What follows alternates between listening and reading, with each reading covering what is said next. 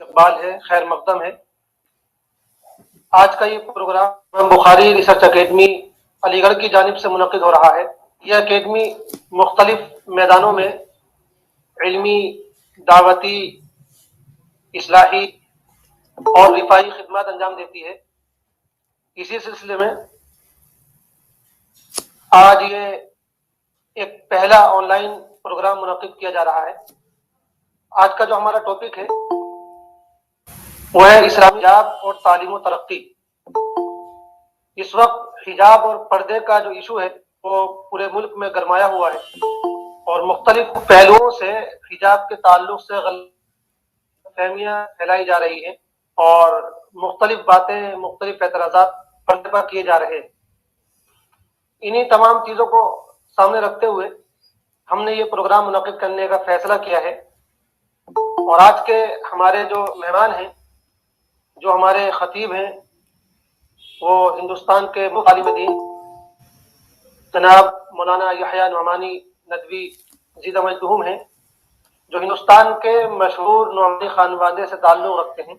آپ حضرت مولانا محمد منظور نعمانی رحمۃ اللہ علیہ کے نواسے ہیں، اور دارالعلوم ندوۃ العلماء کے شیخ الحدیث مولانا زکریا صاحب دامت برکاتہم کے صاحبزادے ہیں، اور خود مولانا یحییٰ نعمانی صاحب کی شخصیت اس وقت ہندوستان اور بر صغیر میں کسی تعارف نہیں ہے۔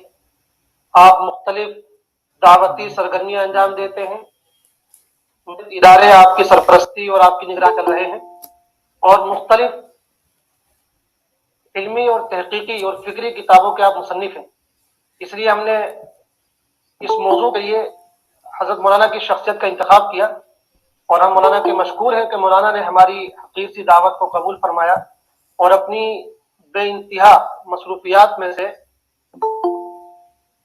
یہ وقت نکال کر مولانا نے اپنا قیمتی وقت ہم کو عنایت فرمایا۔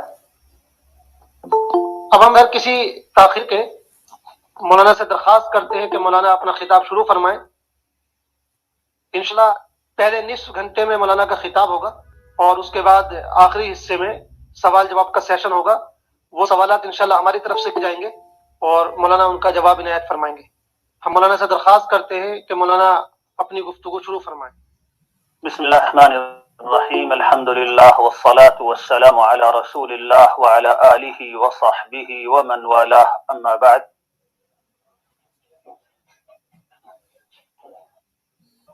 ہمارے موضوع کا دو حصے ہیں۔ کیا پردہ تعلیم اور ترقی میں رکاوٹ ہے؟ تو پہلی چیز تو اس کا پہلا عنصر ہے کہ پردہ یا اسلامی پردے کی حقیقت کیا ہے، اور دوسرا عنصر ہے ہماری اس میں تعلیم اور ترقی، اور خاص طور پر ترقی نسواں کے موجودہ تصورات۔ اسلامی پردے کی حقیقت یہ ہے کہ شریعت میں عورتوں سے متعلق ان کے جسم کو ڈھکنے اور ان کی حیا، عفت، پاکیزگی اور معاشرے کے اخلاقی اقدار کو بچانے اور اس کے تحفظ کے لیے کچھ احکام دیے گئے ہیں۔ ان احکام کے مجموعے کو پردہ کہا جاتا ہے۔ اس سلسلے میں سب سے پہلا حکم قرآن مجید میں سورہ احزاب میں آیا ہے، جس میں رسول اللہ صلی اللہ علیہ وسلم کو مخاطب کر کے اللہ تعالی نے حکم دیا ہے کہ اپنی بیویوں کو، مسلمانوں کی عام عورتوں کو، اور اپنی بچیوں کو بھی، اپنی بیٹیوں کو بھی، اور مسلمانوں کی عام عورتوں کو اس کا حکم کر دو کہ وہ جب گھر سے باہر نکلا کریں تو جلباب اوڑھ لیا کریں۔ یا ایھا النبی قل لازواجک وبناتک ونساء المؤمنین یدنین علیہن من جلابیبہن ذلک ادنی ان یعرفن فلا یؤذین۔ اے نبی، اپنی بیویوں کو اس کا حکم کر دو، اپنی بیٹیوں کو بھی اس کا حکم کر دو، اور اپنے معاشرے کے عام مسلمانوں کی عورتوں کو بھی اس کا حکم کر دو کہ وہ گھر سے نکلتے وقت جلباب اوڑھ لیا کریں۔ جلباب عرب معاشرے کا میں ایک لباس رائج تھا، اس کو کہتے ہیں. اسی جلباب کی تمدن کے ساتھ اور معاشرتی ارتقاء اور تبدیلیوں کے ساتھ ایک صورت بن گئی، وہ جو موجودہ برقع ہے. یعنی جو حکم یہ ہے کہ مسلمانوں کی عورتیں جب گھر سے باہر نکلا کریں تو اپنے جو ان کے لباس ہیں ان کے اوپر سے ایک چادر جیسی چیز ہونی چاہیے جو اس کے اوپر سے لے کر ان کے پورے جسم کو ڈھکتی ہو. یہی جلباب ہوا کرتا تھا. جلباب عرب کے معاشرے میں کوئی انجانی چیز نہیں تھی. جب قرآن نے کہا کہ جلباب اپنے سر کے اوپر سے اوڑھ لیا کرتے تو سب نے سمجھ لیا تھا، اور صحابہ کرام نے پھر جب قرآن سمجھنے کے بعد کے لوگوں کو سمجھایا تو انہوں نے حوالہ دیا کہ جلباب ایسا لباس ہوا کرتا ہے. تو یہ ہے پہلا حکم گھر سے باہر نکلنے کے وقت کا، اور اس کی وجہ یہ ہے کہ قرآن مجید نے دوسری جگہوں پر قرآن نے ہی یہ بات کہی، اور شریعت میں اس بات کو قرآن میں اور سنت میں بہت واضح طور پر کہا گیا. قرآن نے حکم دیا کہ قریبی رشتہ داروں کے سامنے بھی عورتیں جب آئیں، اپنے بیٹے کے سامنے، اپنے باپ کے سامنے، اپنے بھائی کے سامنے، تو ان کی ایک اوڑھنی ہونی چاہیے جو ان کے سینے کے اوپر اور گریبان کے اوپر پڑی ہوئی ہو، جسے ہم دوپٹہ کہتے ہیں. یہ گھر کے اندر بھی اسلامی شریعت کے احکام کا ایک لازمی حصہ ہے. پھر انہی احکام کے سلسلے میں یہ بھی حکم دیا گیا کہ نامحرم اور اجنبی عورت کبھی بھی کسی نامحرم مرد کے ساتھ، اور نامحرم مرد کبھی کسی نامحرم عورت کے ساتھ تنہائی میں نہ ہو. تنہائی کو مستقل طور پر ایک الگ حکم دے کر کہا گیا کہ یہ حرام ہے، تنہا نہیں ہونا چاہیے. انہی احکام کے سلسلے میں مردوں کو حکم دیا گیا کہ وہ اپنی آنکھوں کی حفاظت کریں، وہ عورتوں کو کسی جنسی نیت سے اور جذبے سے نہ دیکھا کریں. ان کی اپنی آنکھیں اس طرح کی غیر محرموں کو دیکھنے سے بچائیں. ضرورت ہو تو دیکھا جا سکتا ہے عام، لیکن کسی جذبے کے ساتھ، کسی میلان کے جذبے کے ساتھ بالکل دیکھنا منع کیا گیا اور اس کو حرام قرار دیا گیا. انہی احکام کے سلسلے میں حکم دیا گیا کہ عورتیں گھر سے باہر جب نکلیں تو ان کے اوپر بجنے والے زیور نہیں ہونے چاہیے جس سے ان کی طرف اٹریکشن ہو. انہی احکام کے سلسلے میں کہا گیا کہ جب عورتیں گھروں سے باہر نکلیں تو خوشبوئیں نہ لگائیں جس سے ان کی طرف لوگوں کو میلان ہو. یہ اور ان جیسے بعض احکام کو پردہ کہتے ہیں. خاص طور پر اس میں اس وقت جس حکم پر بڑی گفتگو اور بحث چل رہی ہے وہ جلباب کا حکم ہے. یعنی گھر سے باہر نکلتے وقت عورت کوئی ایسی بڑی سی اوڑھنی اوڑھے، کوئی چادر یا کوئی بڑا لباس جو اس کے کپڑے کے اوپر بھی حاوی ہو، اس کا کپڑا اس کے جسم کے اوپر پوری آ رہی ہو اور اس کا سر بھی ڈھکا ہوا ہو. ایسے حیادار لباس کو لازم کرنا، اس پر بڑی گفتگو اور بحث چل رہی ہے کہ کیا یہ عورتوں کے لیے بہت پابندیوں کا ذریعہ ہے، اور اس کے ذریعے کیا عورتوں کی تعلیم میں رکاوٹ ہے، اور کیا یہ عورتوں کو ترقی میں کے سفر میں پیچھے ڈھکیلنے والے احکام ہیں. تو یہ تھی پردے کی حقیقت. اب اس سمجھنے کی ضرورت ہے کہ شریعت نے یہ احکام کیوں دیے ہیں، ان کا مقصد کیا ہے. شریعت نے یہ حکم موٹے طور پر دو مقاصد کے لیے دیے ہیں. سب سے پہلا مقصد جلباب کے اور پردے کے احکام کا یہ ہے کہ معاشرہ اخلاقی طور پر پاک صاف رہے. اب جن لوگوں کو اخلاقی پاکیزگی اور جنسی پاکیزگی کے تصورات سے کچھ آشنائی ہی نہیں ہے، ان کے لیے تو گفتگو بہت پیچھے سے کرنی پڑے گی اور یہ وقت اس کے لیے بالکل کافی نہیں ہے. لیکن کم از کم مسلمان واقف ہیں کہ اللہ کے دین میں ہمیشہ سے محمد الرسول اللہ صلی اللہ علیہ وآلہ وسلم سے بہت پہلے سے اللہ کے دین میں پاکیزگی اور صرف اس گندے گناہ بچنا ہی نہیں بلکہ نیتوں کی، دل اور نگاہ کی بھی پاکیزگی ہمیشہ سے مطلوب رہی ہے. اور یہ انسانی کردار کی ایک لازمی مطلوب صفت ہے اللہ اور اس کے دین میں، انبیاء علیہ السلام میں. اور اس کا تمام مذاہب نے ہمیشہ سے اعتراف کیا ہے۔ یہ پردہ کوئی اسلام کا اکیلا حکم نہیں ہے، بلکہ انسانوں کے پاس آسمانی تعلیم کی منسوب جتنے نظام ہائے حیات رہے ہیں، چاہے وہ انبیاء علیہم الصلاۃ والسلام کی طرف منسوب ادیان ہوں، اور چاہے انبیاء علیہ السلام کی طرف منسوب نہ ہو، لیکن دنیا میں جن اخلاقی نظاموں کا کوئی وجود بھی رہا ہے وہ سب پردے کے ان احکام کے معترف رہے ہیں۔ بلکہ سچی بات یہ ہے کہ اکثر و بیشتر ملتوں میں اسلام کے ان احکام سے اضافہ تو ہے، مزید شدت و سختی تو ہے، اس سے کم کہیں نہیں ہے۔ نہ عیسائیت سے کم ہے، نہ یہودی مذہب اور شریعت سے کم کچھ مطلوب ہے، نہ ہندوستان کی قدیم تہذیب جو روحانیت کی طرف منسوب ہے اور آسمان کی طرف اور اللہ اور اس کے رسولوں کی طرف منسوب نہیں ہے، اس میں بھی اس سے کم مطلوب نہیں ہے۔ تو یہ بالکل واضح بات ہے کہ اگر عورتیں اپنی لڑکیاں اور عورتیں اپنے جسمانی کشش اور جاذبیت کو دکھاتی پھریں گی اور زینت آرائی کے ساتھ مردوں کے سامنے آئیں گی اور بے محابہ اور بے تکلف خلط ملط ہوں گی، تو جسے اخلاقی پاکیزگی کہتے ہیں اور جسے جنسی پاکیزگی کہتے ہیں، جسے تعلقات کی پاکیزگی کہتے ہیں، وہ اس کا تصور بھی نہیں کیا جا سکتا۔ اور یہ کوئی نظری بات نہیں ہے، یہ تو بالکل تجربے کی بات ہے، اور ہر انسان سمجھتا ہے کہ آزادانہ بے محابہ اختلاط اور خاص طور پر زیب و زینت کا اظہار اور جسم کی زینت اور جسم کی جنسی کشش والی جگہوں کے اظہار کے ساتھ انسان کے اخلاقی نظام کی حفاظت نہیں کی جا سکتی۔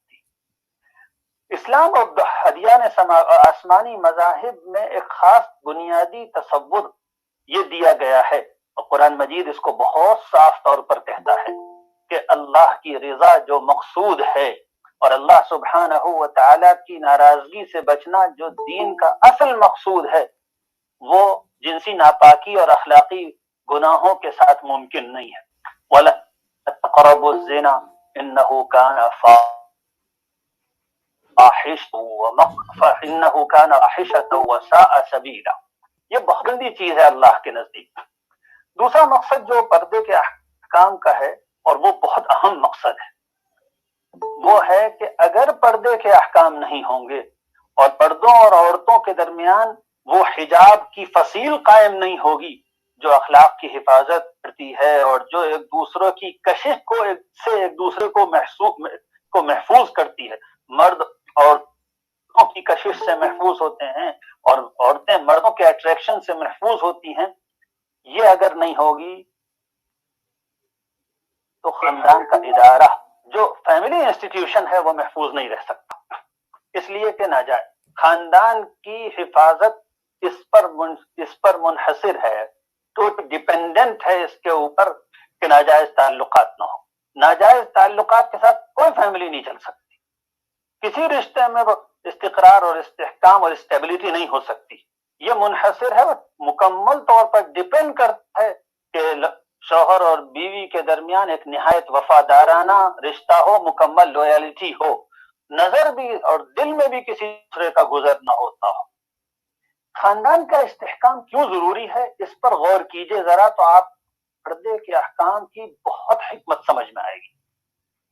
سب سے پہلی چیز، اگر خاندان محفوظ نہیں ہوتا تو نہ مرد کو سکون حاصل ہوتا ہے نہ عورتوں کو سکون حاصل ہوتا ہے، اور جس سوسائٹی میں مردوں اور عورتوں کو سکون حاصل نہ ہو، انسان کو سکون حاصل نہ ہو، وہ سوسائٹی کبھی بھی ایک خوشحال سوسائٹی نہیں ہو سکتی، چاہے مال کے اس کے پاس ڈھیر لگ جائیں، چاہے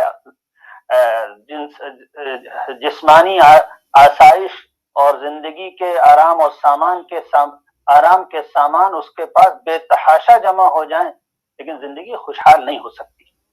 اور سب سے بڑی ضرورت خاندان کی اور فیملی کی اسٹیبلٹی اور اس کے مستحکم اور مضبوط ہونے کی اس لیے ہے کہ آئندہ نسلیں اس پر منحصر ہیں۔ آئندہ نسلیں ان کو اچھی پرورش ملے، اچھی تربیت ملے، ان کی صحت اچھی ہو، ان کے اچھے ہوں، ان کی نفسیات اچھی ہو، ان کا مزاج اچھا ہو، یہ اس پر منحصر ہے کہ ان کو ایک سائبان ملے فیملی کا، ایک سایہ ملے ماں باپ کا جن میں محبت کا تعلق ہو۔ اگر یہ نہیں ہوگا تو طلاقیں ہوں گی، علیحدگیاں ہوں گی، بچے بے باپ کے پل رہے ہوں گے یا بے ماں کے پل رہے ہوں گے۔ جن معاشروں نے پردے کے احکام کو ترقی کے راستے میں رکاوٹ سمجھا اور اس بند کو پورے طور پر کھول دیا، آج وہ عبرت کے سنگین نمونے بنے ہوئے ہیں۔ وقت کم ہے، میں بہت مختصر سے لفظوں میں تھوڑی بات اس سلسلے میں عرض کرنا چاہتا ہوں۔ اللہ سبحانہ و تعالی نے انسان کو بنایا اور انسان کی فطرت کے مطابق نظام زندگی دیا ہے۔ انسان کی فطرت کے مطابق، اس کے جسم کے مطابق، اس کے مزاج کے مطابق نظام زندگی دیا ہے۔ ترقی کا جو ماڈل پردے سے متاثر ہوتا ہے اور یقیناً متاثر ہوتا ہے، ہم اس کا اعتراف کرتے ہیں، وہ ماڈل ہے جس میں خاندان کے نظام ترقی کے لیے ضروری نہیں سمجھا گیا، حالانکہ خاندان کا استحکام اور اخلاقی مفاسد سے بچنا اور اخلاق کی تطہیر و تزکیہ اور پیوریفیکیشن، ایک مورل پیوریفیکیشن، یہ انسان کی ترقی کا لازمی جز ہے۔ یہ ایسنشل پارٹ ہے کسی بھی ڈیولپمنٹ کے تصور کا۔ ایک ڈیولپ سوسائٹی وہ ہو ہی نہیں سکتی جس میں خاندان انتشار کا شکار ہو، بچے بے باپ کے پل رہے ہوں، عورتیں بے شوہر کے ہوں اور عورتوں کو کوئی ہمدرد نصیب نہ ہو۔ اصل بات ہے کہ اللہ سبحانہ و تعالی نے عورت کو جو جسم دیا، عورت کو جو فطرت اور مزاج دیا، عورت کی جو نفسیات بنائی، شریعت اس کے مطابق ہے۔ جو لوگ یہ کہتے ہیں کہ عورتوں اور مردوں میں ایک بالکل ایکوالٹی ہونی چاہیے ہر چیز میں، اور عورت کو ہر چیز میں مرد کا مقابلہ کرنا چاہیے، بلکہ عورت کا ڈیولپمنٹ اور اس کی ترقی اور اس کا ارتقاء ایک کاربن کاپی ہے گویا مرد کے ڈیولپمنٹ تصور کی۔ جو تصور مرد کی ترقی کا ہے بالکل وہی ہے عورت کی ترقی کا، جو پیمانے مرد کی ترقی کے ہیں وہی عورت کی ترقی ہیں۔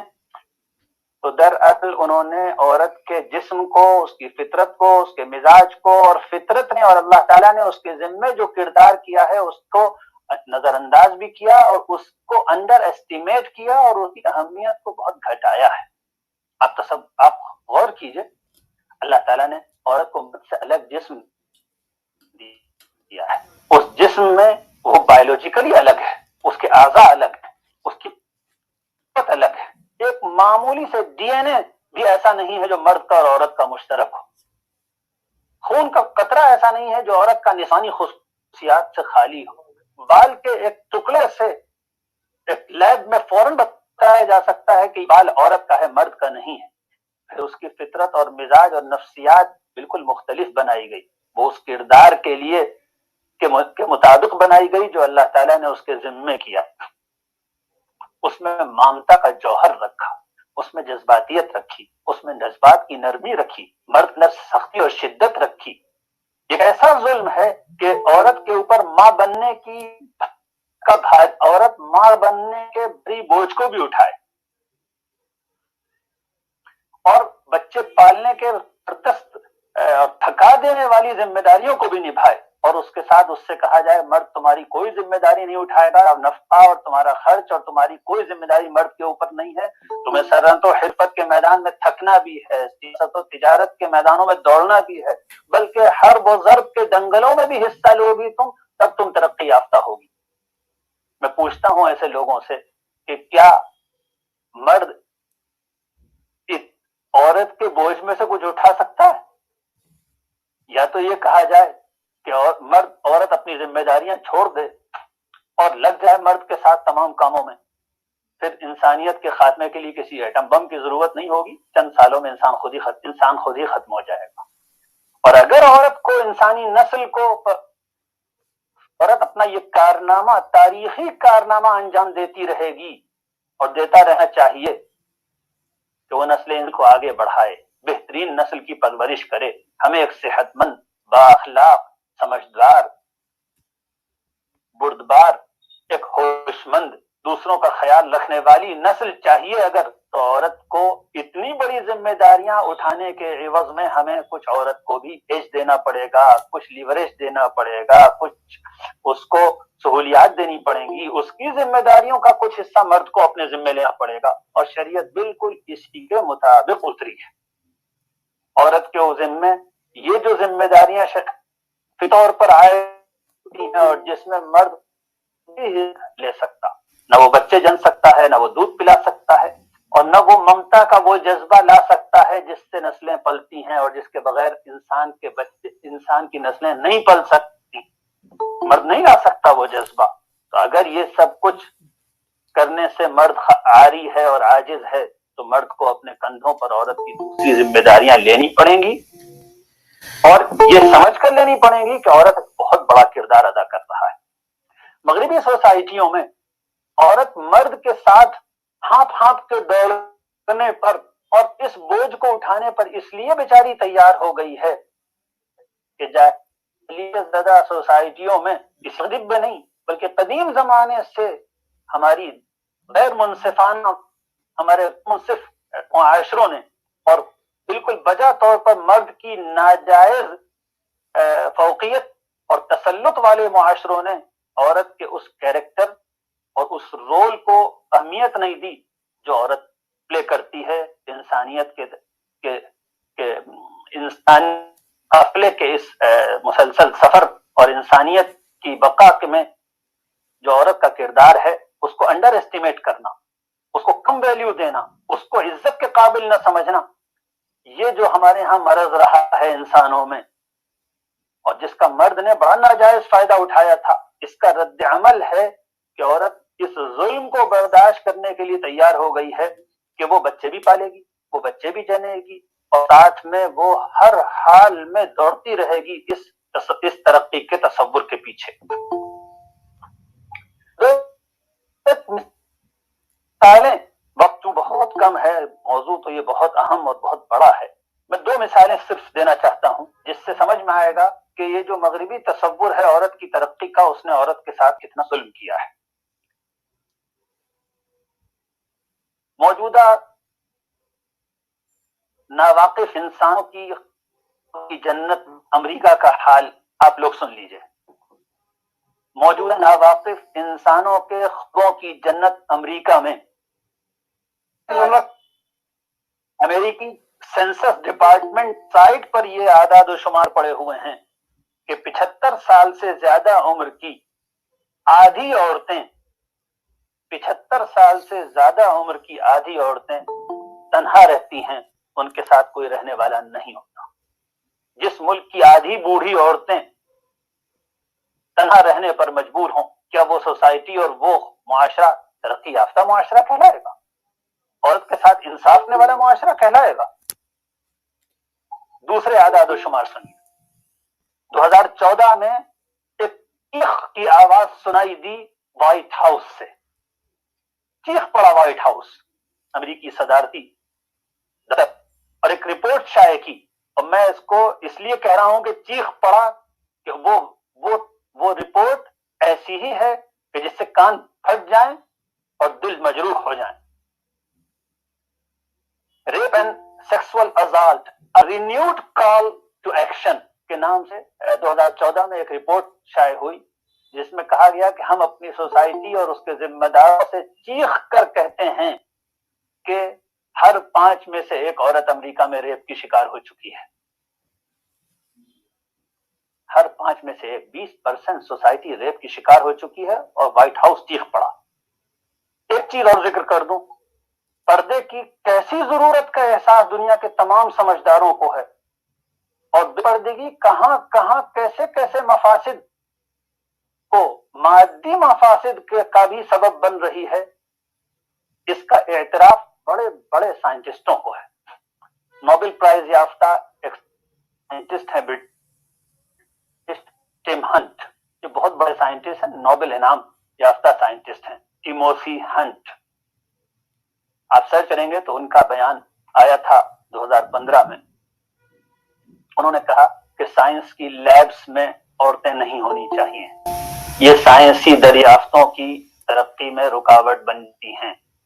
میں اس کا قائل ہوں. وہ کہتے ہیں کہ عورتوں کی سائنس فیمیل سائنٹسٹ کے لیے الگ لیب ہونیگیشن اس کا سبب انہوں نے 2 سبب بیان کیے. انہوں نے پہلا سبب بیان کی کہ جب کسی لیب میں مرد اور عورت دونوں ہوتی ہیں تو پھر اس سائنسی تحقیق کم ہوتی ہے اور معاشقے زیادہ ہوتے ہیں, اور جس کی وجہ سے ہماری تحقیق کا کام, ریسرچ کا کام متاثر ہوتا ہے. اور دوسری بات انہوں نے ایک عجیب بات کہی. انہوں نے کہا کہ دراصل عورتیں اتنی نازک ہوتی ہیں کہ ذرا سی بات پر, ذرا سی ناکامی پر, ذرا سی پریشانی پر رو پڑتی ہیں, تو ہینڈل کرنا مشکل ہوتا ہے. تو یہ وہ شخص ہے جو کوئی جسے کہیں کہ پیٹریارکل سوسائٹی کا پرودا نہیں ہے, کسی مشرقی نظام تعلیم کا تعلیم یافتہ نہیں ہے. نوبل انعام یافتہ سائنٹسٹ کہہ رہا ہے کہ سائنسی ترقی کے لیے سیگریگیشن ضروری ہے. دیٹس پریسائزلی اسلام چاہتا ہے, جو اسلام کی تعلیم ہے. بس اس سے میں سمجھتا ہوں کہ 35 منٹ چاہتے ہیں. اس سے اندازہ کیا جا سکتا ہے کہ ترقی کا مغربی ماڈل عورت کے لیے بہت ظالمانہ ثابت ہوا ہے. امریکی لیبر ڈپارٹمنٹ کا اعتراف ہے کہ جو عورتیں, کہ ہمارے یہاں 97% جو بالکل نچلے درجے کے کام ہوتے ہیں اور صفائی ملازم ہوتے ہیں وہ عورتیں ہوتی ہیں. 97% صفائی ملازم عورتیں ہوتی ہیں. یہ امریکہ میں ہے. تو اس صورتحال, اس ماڈل کو اگر کوئی ترقی سمجھے تو میں سمجھتا ہوں پھر تو وہ کچھ بھی کہہ سکتا ہے. اور جو ایک متوازن ماڈل ہے اس میں بالکل بھی پردہ رکاوٹ نہیں ہے. ایک مسلم عورت اپنے جلباب کے ساتھ باحجاب رہ کر تعلیم بھی حاصل کر سکتی ہے, ایک بہت اچھی تاجر بھی ہو سکتی ہے, ایک وکیل بھی ہو سکتی ہے, شرعی احکام کے ساتھ وہ ڈاکٹر بھی ہو سکتی ہے, وہ لیکچرر بھی ہو سکتی ہے, وہ سائنٹسٹ بھی ہو سکتی ہے, وہ ریسرچ اسکالر بھی ہو سکتی ہے, وہ ہر کام کر سکتی ہے. شریعت نے کسی چیز سے نہیں روکا ہے. شریعت نے صرف چند احکام دے دیے ہیں کہ اس طرح کا لباس ہونا چاہیے, تھوڑا سیگریگیشن ہونا چاہیے, اور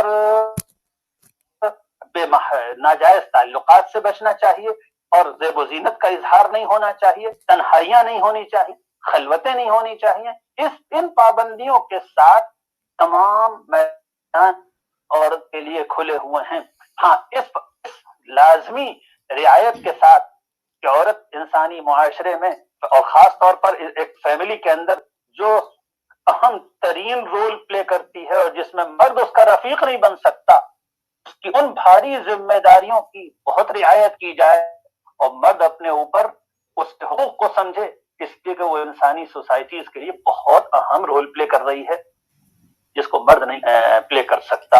میں سمجھتا ہوں اس مختصر سی گفتگو میں ایک آؤٹ لائن ضرور ڈرا ہو گئی ہے حجاب کی شریعت اہمیت اور انسانی ترقی میں حجاب کا رکاوٹ نہ ہونا, اور ترقی کا صحیح ماڈل اس کو ہم سمجھ سکتے ہیں ان اشاروں کی روشنی میں. اللہ تعالی ہم سب کو بصیرت اور حکمت عطا فرمائے اور اپنی شریعت پر چلنے کی توفیق عطا فرمائے. بہت بہت شکریہ مولانا. ابھی ہمارے پاس 20-25 منٹ کا وقت ہے, تو کچھ سوالات ہیں جو ہم نے تیار کیے ہیں. وہ سوالات آپ کی خدمت میں ایک ایک کر کے میں پیش کروں گا انشاءاللہ.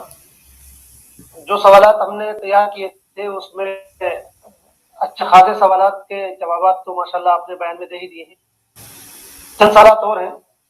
ان میں مانا ایک پہلا سوال یہ ہے کہ جو بے حجابی کی جو بات کہی جاتی ہے اور حجاب کے خلاف جو پروپیگنڈا کیا جاتا ہے, اس کے پیچھے بنیاد کیا ہے, مقاصد ہیں لوگوں کے؟ دیکھیے, انسان کی اور خاص طور پر قوموں کی ایک نفسیات ہوتی ہے. قوموں کی یہ نفسیات ہیں کہ جب ان کے پاس دولت اور قوت آتی ہے تو وہ یہ چاہتی ہیں کہ دوسری قومیں ان کی اتباع کریں اور ان کے رنگ میں رنگ جائیں. یہ قوموں کی نفسیات ہوتی ہے. یہ تہذیبی تکبر، تہذیبی استکبار اس کا داعی بنتا ہے تو کہ مسلمانوں سے ان کے امتیازات ختم کرنے کو کہا جائے اور یہ کہا جائے کہ اتبعوا سبیلنا، ہمارے پیچھے چلو. یہ قدیم زمانے سے قوموں میں رہا ہے. ایک تو یہ سبب ہے، اور دوسرا سبب اس کا یہ ہے کہ مغرب اپنے بارے میں یہ سمجھتا ہے کہ وہ اینڈ آف ہسٹری کے مقام پر کھڑا ہوا ہے، تاریخ کے اختتام یا اینڈ، ایک آخری سویلائزیشن اور آخری اور مکمل ترین تہذیب کے مقام پر وہ کھڑا ہے. اور اس نے اپنے نزدیک انسان کے ڈیولپمنٹ اور ارتقاء کا جو اپنے نزدیک جو خاکہ بنایا ہے، ساری دنیا کو اس خاکہ پر قسمتی یہ کہ مغربی نظام اور اسی انداز پر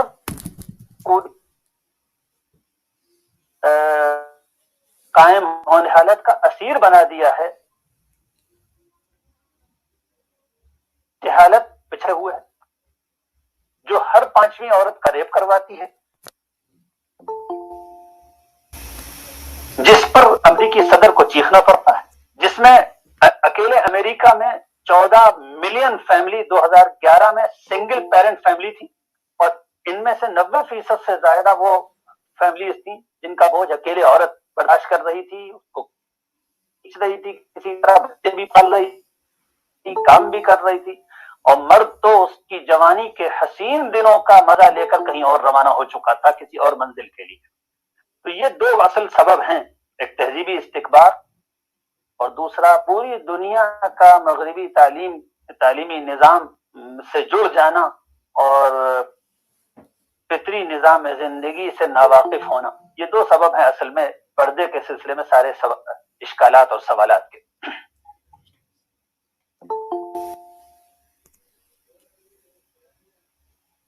جی مانا.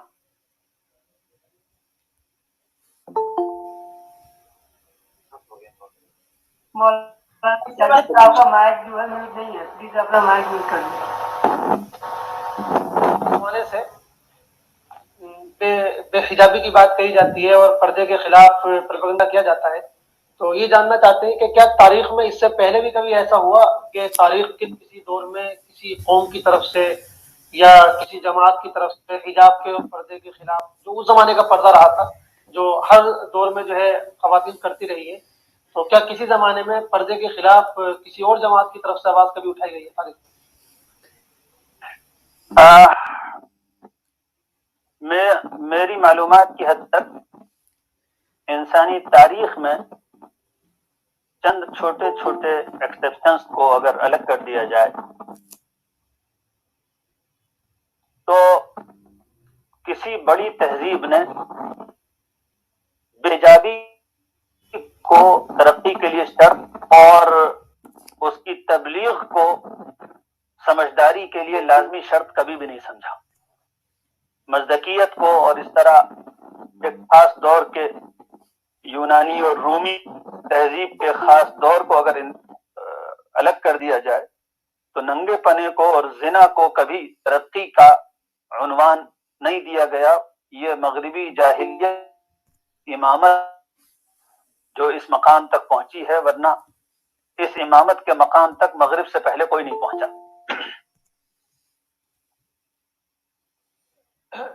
مولانا اس وقت جو یہ معاملہ ہے وہ خاص صوبہ کرناٹک کے حوالے سے زیادہ گرم ہے، تو ایک سوال یہ ہے کہ جو بات کہی جا رہی ہے کہ ہماری بہنیں اور لڑکیاں بیٹیاں پردے کے ساتھ حجاب کے ساتھ اسکول اور کالجز میں نہیں آ سکتی، تو سوال یہ ہے کہ حجاب جو ہے وہ اسکول ڈریس کوڈ کے ساتھ نہیں چل سکتا ہے؟ ہاں، ایک قانونی قسم کا نقطہ ہے، تو میں سمجھتا ہوں اس پر ایک بہت اچھی گفتگو کسی قانون کے ماہر کی بھی ہونی چاہیے. یہ بہت بہت ڈسٹرب ہو رہا ہے مولانا. میں سمجھتا ہوں کہ اس پر کسی اچھے قانون کے ماہر کی بھی گفتگو ہونی چاہیے. لیکن جہاں تک میں دستور ہند کو سمجھتا ہوں، دستور ہند میں ہر شہری کو اپنے مذہب پر عمل کرنے کی آزادی کا جو بنیادی حق تسلیم کیا گیا ہے، جو دستور کی بنیادی دفعات میں ہے.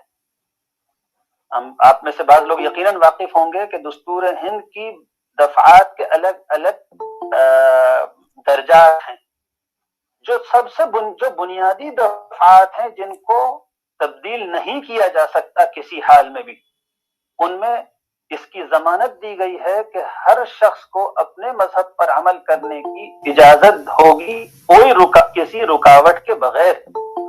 تو کوئی ایسا قانون نہیں بنایا جا سکتا، کوئی ایسا ڈریس کوڈ کسی اسکول میں نہیں بنایا جا سکتا جو قرآنی اور شریعت کے احکام کے خلاف ہو. اسی لیے میں نے قرآن کی واضح آیت پڑھی جس میں بلا شبہ پردے کا حکم ہے، کوئی اس کا انکار نہیں کر سکتا. اب یہ عدالتوں کی ذمہ داری ہے. مجھے حیرت ہے کہ ہائی کورٹ نے اس مسئلے کو ایسی طوالت کیوں دی ہے. تو 1 منٹ میں فیصلہ ہونا چاہیے تھا کہ قرآن سامنے رکھے جج اور کہے کہ یہ تو مذہب میں مداخلت ہے، جو دستور کی بنیادی دفعہ کے خلاف ہے، جو پارلیمنٹ بھی نہیں کر سکتی جس کے خلاف فیصلہ. اکیلی پارلیمنٹ بھی 2/3 اکثریت سے دستور کی کسی بنیادی دفعہ کو معطل نہیں کر سکتی. عدالت نے اس معاملے میں اسٹے دے کر دستور کی بنیادی دفعہ کو معطل کیا ہے. تو یہ بالکل غلط فیصلہ ہے اور اس کے خلاف اوپر کی عدالت کو فوراً فیصلہ کرنا چاہیے. ایک سوال عام لوگوں کے زیادہ کام کا ہے. بہت سے لوگ جو ہے حجاب، نقاب، ستر اور یہ 3-4 جو الفاظ ہیں ان میں فرق نہیں سمجھ پاتے. تو خاص طور سے حجاب اور ستر کا جو فرق ہے اس کو آپ تھوڑا واضح فرمائیں.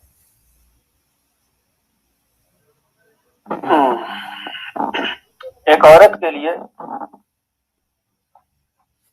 اس کا چہرہ اور چہرے کے آس پاس کی گردن اور اس کے ہاتھ اور اس کے پاؤں کو چھوڑ کر پورا جسم ستر ہے، جو اپنے بیٹوں سے، اپنے بھائیوں سے، اپنے باپ سے بھی چھپائے گی. اس کے علاوہ اس کو نہیں ظاہر کرنا چاہیے. یہ تو ہے ستر. اور ایک چیز ہے پردہ جو غیر محرموں اور گھر کے باہر کے لوگوں سے متعلق ہے. ہے پردہ، یا اسے قرآن کی زبان میں اگر کہا جائے تو وہ جلباب ہے. قرآن کا صحیح حکم جلباب ہے. اصل حکم کہ گھر سے باہر جب عورتیں نکلیں تو جلباب پہن لیا کریں. اور وہ جلباب یہ کہ کپڑے اگر اس کے اچھے ہوں، خوبصورت سے ہوں، تو ان سب کو ڈھکنے کے لیے ایک بڑی سی چادر اوپر سے ہونی چاہیے. اور یہ جلباب کا حکم ایسا لازمی ہے کہ رسول اللہ صلی اللہ علیہ وسلم کو قرآن مجید میں دیا گیا تو یہ کہہ کر دیا گیا، صرف یہ نہیں کہا گیا کہ مسلمان عورتیں ایسا کر لیا کریں، جلباب پہن کر باہر نکلا کریں، بلکہ حضور اکرم صلی اللہ علیہ وسلم سے کہا گیا ہے، اے نبی اپنی بیویوں سے کہہ دو، اپنی بیٹیوں سے کہہ دو، اور مسلمان عورتوں اور ایمان والی عورتوں سے کہہ دو کہ وہ جلباب پہنا کریں اور اس کو اچھی طریقے سے اوپر سے نیچے لٹکا لیا کریں. تو یہ جلباب کا حکم بڑی تاکید کے ساتھ قرآن نے دیا. اور پھر رسول اللہ صلی اللہ علیہ وسلم سے کسی عورت نے پوچھا ہے اللہ کے رسول، کوئی عورت بیچاری ایسی نادار ہو کہ اس کے پاس جلباب نہ ہو. جب میں نے بتایا جلباب ایک بڑی سی چادر یا عبا جیسی چیز ہوتی تھی جو کپڑوں کے اوپر سے اوڑھ لی جایا کرتی تھی، تو سر کے اوپر بھی ہوتی تھی اور پورا جسم بھی، کپڑے وغیرہ سب ڈھک جاتے تھے اس سے. بڑی سی یا تو کوئی چادر ہو یا موجودہ برقعے جیسی کوئی چیز ہو. تو جب حضور اکرم صلی اللہ علیہ وسلم سے ایک خاتون نے پوچھا کہ اگر کوئی عورت سی ہو اس کے پاس جلباب نہ ہو تو وہ کیا کرے، تو آپ نے یہ نہیں کہا کہ اپنا دوپٹہ اوڑھ کے نکل جائے، بلکہ آپ نے فرمایا لِتُلْبِسْهَا أُخْتُهَا جِلْبَابَهَا، اس کی بہن اس کو جلباب دے دے، اس کی کوئی پڑوسن اس کو جلباب دے دے، اس کی کوئی رشتہ دار اس کو جلباب دے دے. تو کوئی اور کسی اور سے جلباب عاریتاً لینا پڑے، لیکن گھر سے باہر جلباب کے بغیر نہیں نکلنا چاہیے. ہاں اگر کوئی بڑی سی اچھی سی چادر ہو جو تیرا جسم کو لپٹ جائے تو وہ بھی جلباب ہے. جلباب کے لیے کوئی خاص اسٹائل یا کسی طرح کا کپڑا سلا ہوا لازمی ہو، یہ ضروری نہیں ہے. واللہ اعلم بالصواب. مشہور اس سلسلے میں اختلاف ملتا ہے، خاص طور سے آج کل یہ بات کہی جا رہی ہے چہرے کے پردے کے تعلق سے. تو اس وقت جو صورتحال ہے اور اس وقت کا اور ہمارے ملک کا بھی، ان حالات میں چہرے کے پردے کے بارے میں آپ کیا فرمائیں گے؟ علماء نے چہرے کے پردے کے سلسلے میں واضح طور پر یہ بات لکھی ہے. قدیم علماء نے ہماری جو فقہ کی کتابیں ہیں، تمام مسالک کی فقہ کی کتابوں میں یہ بات لکھی گئی ہے کہ شریعت میں اصلاً چہرے کا پردہ نہیں ہے. گنجائش کہ جلباب اوڑھا جائے اور چہرہ کھل جائے، لیکن یہ بات فقہ حنفی کی کتابوں میں ہدایہ میں بھی ہے، ابن عابدین یہاں بھی ہے. لیکن یعنی جو ابن عابدین کی مشہور کتاب ہے فتاوی شامی، اس میں بھی ہے، رد المحتار میں، اور بھی فقہی کتابوں میں، دیگر مسائل کی کتابوں، دیگر مسالک کی کتابوں میں بھی ہے. لیکن تمام مسالک کے علماء یہ لکھتے ہیں کہ زمانہ اب بہت خراب ہے، اس زمانے میں فتنہ بڑھا ہوا ہے، اس لیے اس زمانے میں فتنے سے بچنے کے لیے چہرے کو بھی ڈھکنا چاہیے، جو رسول اللہ صلی اللہ علیہ وسلم کے زمانے میں بھی شریف عورتیں کیا کرتی تھیں. تو یہ دو باتیں ہیں، اور اس میں کوئی شک نہیں کہ یہ زمانہ عام زمانہ نہیں ہے. مغربی تہذیب نے اس وقت، میں کہا کرتا ہوں، اس وقت مغربی تہذیب نے فضا میں، ایٹماسفیئر میں سیکسول چارج بہت بڑھا دیا ہے. اس وقت سیکسول چارج بہت بڑھا ہوا ہے، بہت برے حالات ہیں، آگ لگی ہوئی ہے جذبات میں.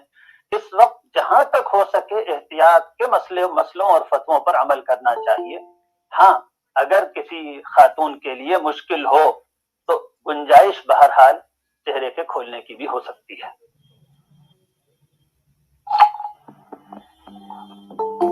اگرچہ مولانا یہ جو میں اب سوال پوچھنے جا رہا ہوں اس کا جواب واضح ہو گیا ہے آپ کی گفتگو سے، لیکن پھر بھی اس کو اور وضاحت سے ذرا بیان فرما دیں. پردے کا جو حکم ہے یہ صرف اختیاری واجبی خواتین کہتی ہے کہ ہماری مرضی ہے، جو مسلم خواتین ہیں اس بات کو کہتی ہے کہ ہم پر کوئی جو ہے شریعت بھی فورس کر سکتی ہے اس بات کو. اس کو ذرا مختصراً وضاحت. اس میں تو کوئی شک نہیں کہ ہر مسلمان پر اللہ اور اس کے رسول پر ایمان لانے کے بعد یہ فرض اور لازم ہو جاتا ہے کہ وہ شریعت کی اتباع کرے، ان کے احکام کو مانے، اور اس کو فرض اور واجب قرار دیا ہے کہ مسلم خاتون غیر موقع سے جلباب پہن کر جایا کرے، جسے ہم حجاب کہتے ہیں. تو یہ قرآن واجب اور فرض قرار دیا ہے. بلکہ میں آپ کے سوال کو مکمل کر کے پھر ایک بات اور عرض کروں گا. کوئی مسلم خاتون یہ نہیں سمجھ سکتی کہ یہ میرے لیے آزادی کا مسئلہ ہے. ہاں، ہندوستان میں ہم اور دنیا کے دوسرے ممالک میں چونکہ اسلامی شریعت کو قانون کا درجہ حاصل نہیں ہے، لہذا ہم کسی کے اوپر اس کو امپوز نہیں کریں گے، نہیں کر سکتے، اس کا ہمیں اختیار اور اتھارٹی نہیں ہے. لیکن ہم شریعت کا حکم ضرور بتائیں گے کہ یہ فرض ہے اور یہ واجب ہے، اور اس کے نہ کرنے پر گناہ ہے اور اللہ کی پکڑ کا اندیشہ ہے. یہ تو اس کا شرعی حکم ہوا. ایک بات اور عرض کرنی ہے کہ شریعت کے ان احکام کو ناواقفیت کی وجہ سے بعض ہماری بہنیں اور بھائی بہت سے اب دین سے محبت کے ساتھ ان احکام پر عمل کرنا چاہتے ہیں، لیکن ناواقفیت کی وجہ سے ان احکام کی اسپرٹ مجروح ہو جاتی ہے. مثلا بعض خواتین اور بہنیں اور بچیاں یہ سمجھتی ہیں کہ کپڑے کیسے بھی ہوں، بس ایک سر کے اوپر ایک اسکارف باندھ لیا جائے تو پردے کا حکم پورا ہو گیا. ایسا نہیں ہے. تنگ کپڑے، اعضاء کو دکھانے والے کپڑے، یہ برقع نہ پہننے سے زیادہ بڑا حرام اور گناہ کا کام ہے. اور یہ پردہ یہی ہے کہ سر ڈھک لیا جائے، بلکہ سر بھی ڈھکا جائے، سینے کے اوپر بھی کپڑا پڑا ہوا ہو، اور ایسی چادر یا کوئی چیز ہو جس کو جلباب کہا جا سکے.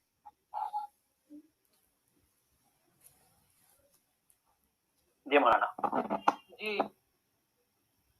اب مولانا وقت جو ہے وہ ہمارا بالکل آخری منٹوں میں چل رہا ہے، اور چونکہ سب سے آخر میں سب سے آخر میں 3-4 منٹ کی ایک بات مجھے اور کہنی ہے. جی مولانا، تو جو سوالات تھے وہ تقریباً مکمل ہو گئے. آپ جو فرمانا چاہیں. ہاں، میں ذرا سا بات بہت ضروری سمجھ کے عرض کرنا چاہتا ہوں. اس بیان کو، اس گفتگو کو میری بچیوں اور بہنوں نے بھی سنا اور سن رہی ہیں، اور میرے عزیز بھائی اور بزرگ اور دوست بھی سن رہے ہیں. میرے بھائیوں اور بزرگوں اور دوستوں، یہ وقت شریعت پر جمنے کا ہے. اللہ کو بہت پسند ہے یہ بات کہ مشکل حالات میں اللہ کے دین پر کوئی جم کر دکھا دے. اپنے لیے مشکلات اور نقصانات کو برداشت کر کے کوئی دین پر جم جائے، وہ اس کی برابر بالکل نہیں ہے جو عام حالات میں جب سہولت سے دین پر چلا جا سکے اس وقت چلے. دونوں کا عمل بالکل برابر نہیں ہے. آپ قرآن اگر پڑھیں تو آپ کو خود نظر آ جائے گا کہ مشکل حالات میں دین پر عمل کرنا کتنا بڑا ثواب ہے. ایک جگہ اللہ تعالیٰ فرماتا ہے انما یوفی الصابرون اجورهم بغیر حساب. مشکل حالات میں راستے پر جمنے والوں کو میں ان کا بدلہ اور ان کا ثواب بے گنتی دوں گا، اس کو تو میں کوئی شمار بھی نہیں کر پائے گا. تو یہ غیر معمولی ثواب کا حاصل کرنے کا موقع ہے. اس وقت جو شریعت پر جم جائے اور جمنے کا ارادہ کر لے، انشاءاللہ اللہ کے بہت محبوب بندوں میں بنے گا. دوسری بات میں یہ کہتا ہوں کہ پوری دنیا میں حجاب اللہ کے دین سے محبت کی ایک عام علامت اور فینامنا بن گیا ہے. اللہ کے دین سے محبت اور اسلام پر ثبات و استقامت پوری دنیا میں ایک مینیفیسٹیشن یہ ہے کہ ہم حجاب پر جمیں گے، ہم حجاب کو اختیار کریں گے. اس حجاب میں کفر سے بغاوت بھی ہے، اس میں اللہ سے محبت اور اس کی محبت کے سامنے ساری محبتوں کو قربان کر دینے کے نہایت مؤمنانہ جذبے کو حاصل کرنے کی کوشش بھی ہے. لہذا اس دور میں پردہ کرنا، حجاب کرنا، یہ صرف ایک حکم پر عمل نہیں ہے بلکہ کفر و اسلام کی کشمکش میں اللہ کے دین پر جمنا ہے. میری بہنوں، یہ وقت وہ ہے کہ تم دیکھو اللہ کی کیسی کیسی بندیاں اسلام قبول کر کے نقاب اور حجاب کو اختیار کر رہی ہیں. تم لوگ ذرا، یہ تو سب پڑھے لکھے لوگوں کا ہمارے مخاطب ہیں اس وقت، تم لوگ دیکھو امریکن ایک ایکٹریس تھی سارا باکر، اس نے اسلام قبول کرنے کے بعد اپنے اسلام قبول کرنے کی داستان لکھی اور اس کا ٹائٹل اور اس کا عنوان لگایا اس نے فرام بکنی ٹو نقاب. کوئی سرچ کرے تو اس کا یہ پورا مقالہ اس کا پورا مضمون مل جائے گا. سالوں پہلے جب میں نے یہ ایمان افروز مضمون پڑھا فرام بکنی ٹو نقاب، اور اس کا سب ٹائٹل تھا اس کا new manifestation of women liberation یا اس طرح کا کچھ تھا کہ عورتوں کی نقاب عورتوں کی حقیقی آزادی کی علامت ہے. جب میں نے یہ مقالہ پڑھا تھا سے تقریباً 15-20 سال پہلے تو دل جی اثر ہوا تھا، ایمان میں طاقت محسوس ہوئی تھی کہ اللہ کی بندی نے اس گندی غلاظت والی زندگی اور حجاب کو گلے لگایا. یہ مقالہ سب بہنوں اور بھائیوں کو پڑھنا چاہیے. اس کا میں نے اسی وقت انگریزی سے اردو میں ترجمہ بھی کیا تھا جو ہمارے رسالے الفرقان میں شائع ہوا تھا، اور پھر وہاں سے اور دوسری جگہوں پر بھی بہت شائع ہوا. ایسے آپ لوگ پڑھیے کہ بی بی سی کی بہت مشہور جرنلسٹ ایوان ریڈلے جب طالبان کی قید گرفتار ہوئی تو ان کو پتا چلا کہ اسلام کیا ہے. وہ تو آئی تھی ایک جاسوس بن کر افغانستان میں، عالم نے ان کو گرفتار کیا اور انہوں نے جب طالبان کو دیکھا تو پھر تو طالبان نے ان کو رہا کر دیا، مگر وہ تو اپنا دل اسلام کو دے بیٹھی، وہ اسلام کی گرفتار ہو گئی. انہوں نے اسلام قبول کیا اور حجاب پہننا شروع کیا اور اپنی پوری داستان لکھی ہے کتاب کی شکل میں طالبان کی قید میں سے. وہ کتاب پڑھیے، آپ کو پتہ چلے گا کہ حجاب اپنی کیسی زبردست وکالت رکھتا ہے اور اس کے پاس انسان کو مطمئن کرنے کہ کیسے طاقتور اسلام کے پاس دلائل ہیں حجاب پر کہ مغرب کی لڑکیاں اور عورتیں بھی حجاب کو قبول کر رہی ہیں. لارن بوتھ سابق برطانوی پلیئر کی حقیقی سالی لارن بوتھ نے پردے ہی سے متاثر ہو کر اسلام قبول کیا. ان کو جس چیز نے اسلام کی طرف مائل کیا، مغربی تہذیب اور یہ جو ہمارے سامنے بتایا جاتا ہے ترقی و رقی، سب کی گھناؤنی حقیقت تھی جس نے ان کو دھکیل کر اسلام کے آغوش میں پہنچا دیا، اور انہوں نے پھر اسلام قبول کیا اور پردے کے حق میں زبردست مقالہ لکھا. اور ایسی نہ جانے کتنی خواتین ہیں جو پردے کو اختیار کر رہی ہیں. یہ مرعوب ہونے کا نہیں ہے. خاص طور ہماری پڑھی لکھی بچیاں پردے کے موضوع پر قلم لکھیں، آرٹیکلز لکھیں، سوشل میڈیا پہ پوسٹ ڈالیں اور اپنی غیر مسلم بہنوں کو بھی بتائیں کہ پردہ کتنا پاکیزہ اور مقدس اور عورت کے لیے عورت کی حفاظت کرنے والا تصور ہے. اللہ تعالی ہم سب کو شریعت پر استقامت کی توفیق عطا فرمائے. بہت بہت شکریہ مولانا آپ کا بھی اور تمام ناظرین و سامعین کا. اور جو تھوڑا سا ڈسٹرب ہوا اس کے لیے ہم بہت معذرت چاہتے ہیں. اللہ پاک سے کوئی بات نہیں کہ ہم سب کو جو ہے اس لیکچر سے اور اس بیان سے فائدہ اٹھانے کی توفیق عطا فرمائے. آمین. السلام علیکم.